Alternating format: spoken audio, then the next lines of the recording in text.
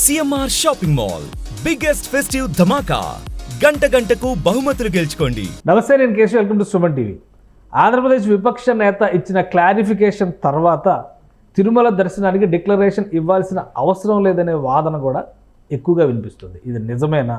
అసలు అన్య మతస్థులు ఆలయాల్లోకి ప్రవేశించడం పైన ఉన్నటువంటి కండిషన్స్ ఏంటి? ముఖ్యంగా తిరుమల తిరుపతి దేవస్థానం అమలు చేసినటువంటి డిక్లరేషన్ విధానం ఎప్పుడు పుట్టింది? ఈ అంశం పైన విశ్లేషణ చూద్దాం. మనతో పాటు చంద్ర శ్రీనివాస్ గారు, పొలిటికల్ అనలిస్ట్ చంద్ర శ్రీనివాస్ గారు. నమస్కారం. నమస్కారం అండి.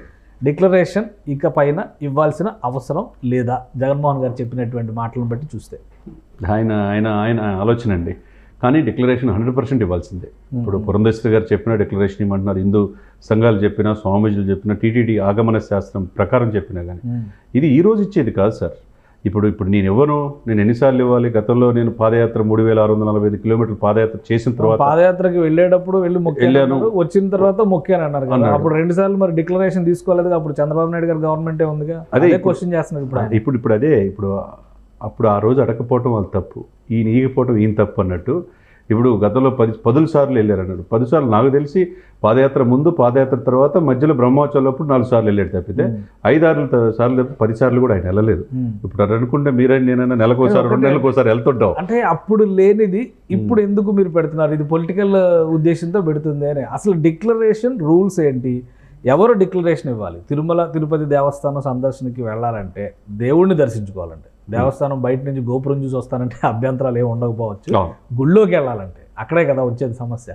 సో డిక్లరేషన్ అసలు ఎవరు ఇవ్వాలి? ఆ రూల్స్ ఎప్పుడు ఫ్రేమ్ అయ్యాయి? డెఫినెట్గా అండి. ఇది ఇప్పుడు వచ్చింది కాదు. జీవో నెంబర్ 311 ప్రకారం ఎవరైనా డిక్లరేషన్ మీద సంతకం పెట్టాల్సిందే. హిందూ మతేతరులు అంటే హిందూ మతం కాని వాళ్ళు, మిగతా వాళ్ళు వచ్చి చేసుకోవచ్చు.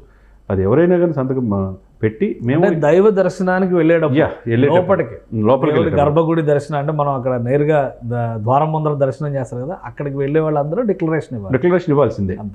ఇవ్వాల్సిందే, సంతకం పెట్టాలి. అంటే మేము గౌరవిస్తాం. 1990లో వచ్చింది రూల్. అంటే 90లో టీటీడీ అంటే అప్పుడు కాంగ్రెస్ గవర్నమెంట్ ఉన్నట్టు. అంతే కదండి. 1990లో వచ్చింది. 311 చెన్నారెడ్డి గారి గవర్నమెంట్ ఉన్నట్టు. 311 జీవో ప్రకారం ఉన్నది. ఇది ఎవరు ఇంప్లిమెంట్ చేయాలా? నాయకుడు ఇంప్లిమెంట్ చేయకపోతే ఇంకెవరు చేస్తారు? ఈ రోజున ఇప్పుడు చంద్రబాబు నాయుడు గారు ఉన్నప్పుడు ఇది జరగలేదన్నారు. ఇప్పుడు ఆ రోజు అధికారులు ఎందుకు అడగలేదు? ప్రతిపక్ష నాయకుడిగా అడగలేదా? లేకపోతే వాళ్ళు ఇన్ఫ్లుయెన్స్ చేసి అడగకుండా చేశారా అనేది ఒక ప్రశ్న. సరే, ఏదైనా కానీ మీరు 5 సంవత్సరాలు ఉన్నారు కదా. 5 సంవత్సరాలు ఉన్నప్పుడు మీరు క్రిస్టియానిటీ తీసుకున్నారు. 4 గదుల్లో నేను బైబిల్ చదువుకుంటానన్నాడు. ఓకే, బైబిల్ చదువుకోవటం ఎవరికి ఇది వాళ్ళ ఇష్టం. అది ఎవరి మతం వాళ్ళది, మత విశ్వాసాలు అయి. అదే టైంలో 2019లో ఆయన ఋషికేశ్లో వెళ్ళి ఆయన గంగలో మునిగి 3 సార్లు హిందూ మతం తీసుకున్నాడు. మరి దాన్ని ఏమనాలా? ఇప్పుడు ఆ ఓటు కోసం తీసుకున్నాడని మనం అనుకోవాలా? ఇప్పుడు హిందూ మతం తీసుకున్నాడంటే ఇప్పుడు ఆయన హిందూ అనే గుర్తించాలా మనం?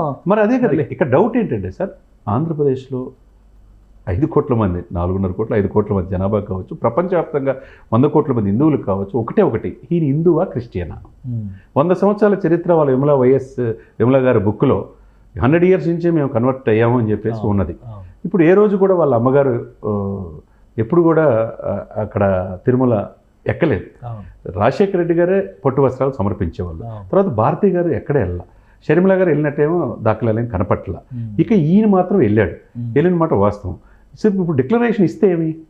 ఇప్పుడు నువ్వేమో 2019 ఇవ్వలేదు కదా, ఇప్పుడు ఇవ్వాల్సిన అవసరం ఏంటి అనే క్వశ్చన్ ఒకటి. రెండోది, ఇప్పుడు చంద్రబాబు నాయుడు గారు కానీ, పవన్ కళ్యాణ్ గారు కానీ వాళ్ళ ఎన్నికల ప్రచారంలో కావచ్చు, మామూలు పర్యటనల సందర్భంలో కావచ్చు, చాలా చోట్ల మసీదుల్లోకి వెళ్తున్నారు, చర్చిల్లోకి వెళ్తున్నారు. అక్కడ డిక్లరేషన్ ఇచ్చి వెళ్తున్నారా అని అడుగుతున్నారు. ఇక్కడ ఇప్పుడు ప్రతిదానికి కంపారిజన్ చేసుకుంటూ పోతే ఎట్లండి? ప్రపంచంలో వాటికన్ సిటీ తర్వాత అత్యంత చిన్నమైన దేశం ఒకటేదో వాటికన్ సిటీ ఒకటి ఉంది. అది అత్యంత ఆదాయం వచ్చేది, ఎక్కువ భక్తులు వస్తారు. ఆ తర్వాత తిరుమలే.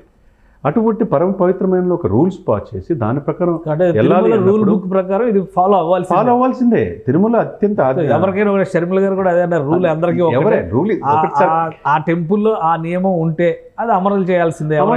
ఇప్పుడు rule is rule for all sir.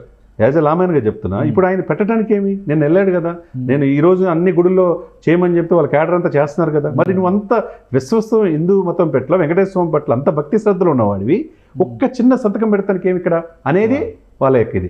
అంటే మీ మనోభావాలు అవసరం లేదు.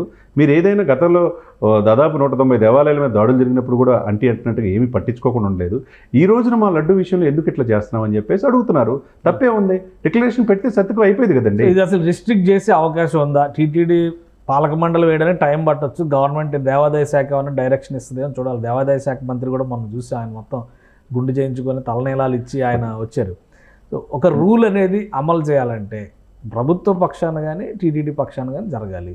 ఇప్పుడు ఈ ఉదంతం తర్వాత దీన్ని ఖచ్చితంగా అమలు చేసే నిబంధన కింద మార్చే అవకాశం ఉంది. డెఫినెట్గా సార్. నిన్న కాక మన ఒక జీవో వచ్చింది, ఎవరు పట్టు వస్త్రాలు సమర్పించాలో లేకపోతే ప్రోటోకాల్ ప్రకారం అంటే దేవాదాయ శాఖ మంత్రి, ముఖ్యమంత్రి గారు ఎప్పుడైనా వెళ్ళొచ్చు, తర్వాత దేవాదాయ శాఖ మంత్రి లేకపోతే సీనియర్ మంత్రులు వెళ్ళాలి, పట్టు వస్త్రాలు సమర్పించాలి. అదేవిధంగా ఇక్కడ వెళ్ళాలన్నప్పుడు డెఫినెట్గా రాబోయే రోజుల్లో కఠినతరం చేస్తారు. టీటీడీ వాళ్ళ చేతిలో ఉంది. వాళ్ళ ప్రకారం పద్ధతి ప్రకారం అన్ని మతస్థులు ఎవరైనా కానీ డిక్లరేషన్ ఇచ్చి దర్శనం చేసుకోవాల్సిందే. ఆ రూల్ ప్రకారం అది ముఖ్యమంత్రి, మాజీ ముఖ్యమంత్రి గారు పాటించాల్సిందే. కానీ లౌకికవాద దేశము ఇండియా అంటే సెక్యులర్ కంట్రీ, మీరు సెక్యులర్ అని చెప్పని హిందూ మత ఆలయాల్లోకి, హిందూ దేవాలయాల్లోకి క్రిస్టియన్స్ని అనుమతించకపోవడం, దళితుల్ని అనుమతించకపోవడం ఇది చాలా దుర్మార్గమైన చర్య అంటున్నారు కదా. సరే, ఈ పెద్ద మాట మీరు చెప్పారు సార్. పవన్ కళ్యాణ్ గారు ఒక మాట అన్నారు, సెక్యులరిజం ముసుగులో మీరు మానండి, హిందూ సనాతన సంప్రదాయాన్ని గౌరవించండి. ముస్లిమ్స్కి వక్ఫ్ బోర్డు ఉంది, క్రిస్టియన్స్కి మిషనరీస్ ఉన్నాయి. హిందువులు ఏం తప్పు చేశారు? 100 కోట్ల మంది జనాతరులకి ఏం జరిగినా కానీ, మా సరస్వతిని, మా వెంకటేశ్వర స్వామిని, మాకు ఎక్కడ జరిగినా కామెంట్లు చేసినా కానీ మీరు ఎవరేమనరే? మీరు ఏదైనా ఒక ఇన్సిడెంట్ జరిగితే ప్రపంచవ్యాప్త ఇష్యూ చేస్తారు కదా మిగతా కులాల పట్ల.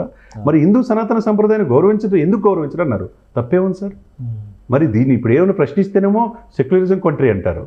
ఇప్పుడు 100 కోట్ల జనాభా ఉండి దౌర్భాగ్య పరిస్థితి ఏంటంటే హిందూ దేశంగా ప్రకటించలేకపోవటం. సో కొత్త పాలక మండలి కనుక ఏర్పడితే ఈ రూల్ పైన స్ట్రిక్ట్ ఇంప్లిమెంటేషన్ ఇచ్చే అవకాశం 100% అండి. రాబోయే రోజుల్లో స్ట్రిక్ట్గా ఎవరైనా అన్య మతస్థులు అక్కడికి వెళ్ళాలంటే, మనం చూసాం గత 5 సంవత్సరాల్లో అక్కడికి వెళ్ళి వెంకటేశ్వర స్వామిని కూడా కామెంట్ చేసి యూట్యూబ్లో పెట్టిన సంఘటనలు చూసాం. అన్యమత ప్రచారం బైబిల్ అక్కడ చిన్న చిన్న పాంప్లెట్ కూడా పంచిని చూసాం. అక్కడ పంచవచ్చా? ఆ రూల్స్ విరుద్ధంగా ఎందుకు వెళ్తున్నారు? బలవంత మత మార్పులు ఎందుకు పాల్పడుతున్నారు? ఇది ఎవరి ప్రకారం వాళ్ళు వెళ్ళొచ్చు. ఇప్పుడు నేను చర్చికి వెళ్ళొచ్చు, మసీదుకు వెళ్ళొచ్చు, మిత్రులు ఉంటారు, అది గుడిలకు కూడా వెళ్ళొచ్చు. ఇది ఎందుకు మధ్య ఈ కులాలు మతాల మధ్య ఈ సంఘర్షణలకు అవసరం లేదే. ఆ రూల్ ప్రకారం వెళ్తే ఇటువంటి ఇబ్బందులు తీసుకురావాల్సిన అవసరం లేదు. కాబట్టి ఏదైనా కానీ ఇక మీద ఇట్లాంటివి జరగకుండా అక్కడ నియమ నిబంధనల ప్రకారం అందరూ ఫాలో అయితే అందరికీ మంచిది. రైట్, థ్యాంక్ యూ చంద్ర శ్రీనివాస్ గారు. ఇది నియమ నిబంధనలు ప్రతి గుడికి ఒక్కో విధంగా ఉంటాయి. ఒక్కొక్క గుడిలో ఒక్కొక్క విధానంలో పూజా సాంప్రదాయాలు కూడా పాటించేటువంటి పరిస్థితి ఉంటుంది. అలానే తిరుపతి దేవస్థానానికి సంబంధించి అన్య మతస్థుల విషయంలో 1933 నుంచి కూడా ఇలాంటి నిబంధనలు అమలు చేస్తున్న ఆధారాలు ఉన్నాయి. వాటిని 1990లో ఒక జీవో రూపంలో సమగ్రంగా అమలు చేయాలని అప్పటి ఆంధ్రప్రదేశ్ ప్రభుత్వం టీటీడీ బోర్డు నిర్ణయం తీసుకుంది. ఇప్పటికీ దాన్ని అమలు చేసేటువంటి ప్రయత్నం జరుగుతుంది. కాబట్టి రాబోయే రోజుల్లో దీన్ని మరింత సమర్థంగా అమలు చేసేందుకు ఏపీ సర్కార్ కొత్త పాలక మండలి నిర్ణయాలు తీసుకునే అవకాశాలు స్పష్టంగా ఉన్నాయని చంద్ర శ్రీనివాస్ గారు చెప్తున్నారు. ఇది special discussion. Keep watching. Suman టీవీలో మీ పర్సనల్ అండ్ బిజినెస్ ప్రమోషన్స్ కోసం కింది నెంబర్కి కాంటాక్ట్ చేయండి.